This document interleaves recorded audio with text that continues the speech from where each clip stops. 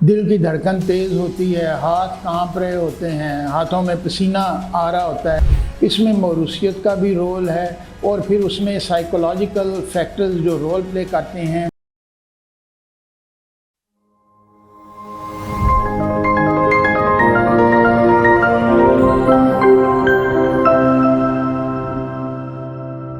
एक और बड़ा आम तौर पे कॉमन सा मर्ज़ है जिसे एंग्जाइटी डिसऑर्डर कहते हैं कि आने वाले वक्त के मतलब मरीज़ फ़िक्रमंद होता है। वो सोचता है कि मेरा क्या बनेगा, क्या होगा, थोड़ी सी चीज़ के ऊपर घबराहट होनी शुरू हो जाती है।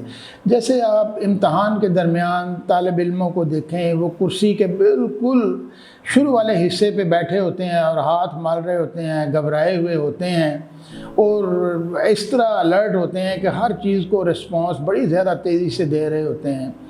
दिल की धड़कन तेज़ होती है, हाथ कांप रहे होते हैं, हाथों में पसीना आ रहा होता है। अगर हाथों को मरीज़ के छुएं तो उनमें आमतौर पे ठंडक सी या ठंडक महसूस होती है।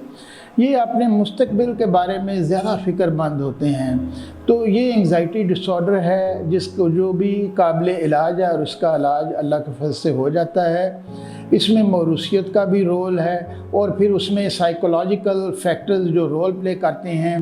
कुछ साइकोथेराप्यूटिक मेजर्स हम बताते हैं जिससे मरीज़ में बेहतरी आनी शुरू हो जाती है। Thank you.